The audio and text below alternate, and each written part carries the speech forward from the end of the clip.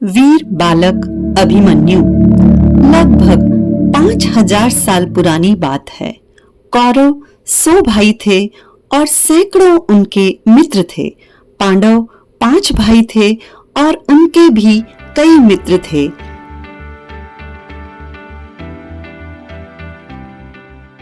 कौरवों ने धोखाधड़ी करके पांडवों को राज्य के अधिकार से वंचित कर दिया था। वे कई बार उनकी हत्या के प्रयत्न भी कर चुके थे। अंत में उनके बीच युद्ध की घोषणा हो गई। कैसा युद्ध था वह? भाई भाई के विरुद्ध, भतीजे काका के विरुद्ध, भांजे मामा के विरुद्ध, पोते दादा नाना के विरुद्ध लड़ने मरने के लिए मैदान में डटे थे। पांडवों में अर्जुन बेजोड़ तीरंदाज था।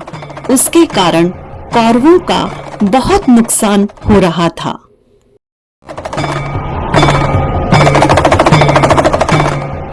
युद्ध के दूसरे दिन कौरवों के सेनापति द्रोणाचार्य ने अपनी सेना इस ढंग से चक्करदार तरीके से जमाई कि जो भी उसमें घुसे वह जरूर ही मारा जाए। ऐसे तरीके को चक्रव्यूह कहते थे। ऐसे चक्रव्यूह में घुसने और निकलने की विद्या केवल अर्जुन को ही आती थी और अर्जुन उस दिन युद्ध के मैदान से बहुत दूर चला गया था। अब पांडव क्या करते? वे सब चिंतित थे। उन्हें समझ नहीं आ रहा था कि चक्रव्यूह भेदने के लिए किसे आगे करें। वे समझ गए थे कि आज पांडवों में से कोई भी जीवित नहीं बचेगा।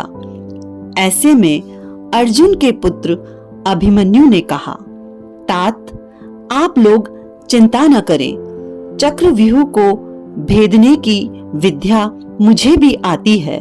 मैं आप लोगों को व्यूह तोड़कर भीतर तो ले जा सकूंगा, मगर बाहर आने की विद्या मुझे नहीं आती। भीम ने कहा, बस बेटा, हमें इतना ही चाहिए। एक बार भीतर घुसकर तो हम प्रलय मचा देंगे, मगर बालक अभिमन्यु को हम खतरे में डालें, यह हमें शोभा नहीं देता। धर्मराज ने कहा, बालक हूं तो क्या हुआ? समय आने पर तो बालक भी समाज के लिए अपना बलिदान कर देते हैं। यदि मेरी विद्या इस समय काम न आई तो मेरा जीवन निरर्थक हो जाएगा। आप तो मुझे आशीर्वाद दीजिए। उस दिन अभिमन्यु ही पांडव सेना का सेनापति बना। तीव्र शंखनाद के बीच उसने चक्रव्यूह पर आक्रमण किया।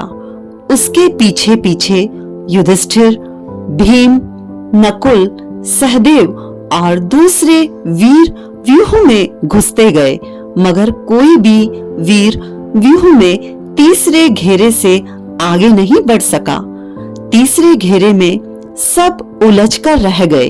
अकेला अभिमन्यु 7 घेरे तोड़ता हुआ चक्रव्यूह के केंद्र में पहुंच गया। कौरवों के सेनापति द्रोणाचार्य विस्मित भी थे और प्रसन्न भी। सबके पितामह भीष्म भी विस्मय में थे, मगर दूसरे कौरव वीर भयभीत थे कि अगर यह बालक चक्रव्यूह तोड़कर निकल गया तो उनकी वीरता पर हमेशा हमेशा के लिए कलंक लग जाएगा। ऐसे योद्धाओं में कर्ण, जयद्रथ, दुशासन, अश्वत्थामा और दुर्योधन का पुत्र लक्ष्मण आदि। उन्होंने प्रण किया कि चाहे जैसे भी हो वे अभिमन्यु को चक्रव्यूह से बाहर नहीं जाने देंगे।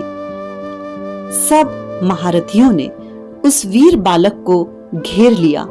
उस जमाने में युद्ध का नियम होता था कि जिसके पास हथियार न हो और वह घायल हो तो उस पर वार नहीं किया जाता था। एक वीर से एक शत्रु ही युद्ध करता था, मगर उस बालक पर सात सात योद्धा टूट पड़े। आखिरी दम तक वह वीर उनसे लड़ता रहा और अंत में वीर गति को प्राप्त हो गया।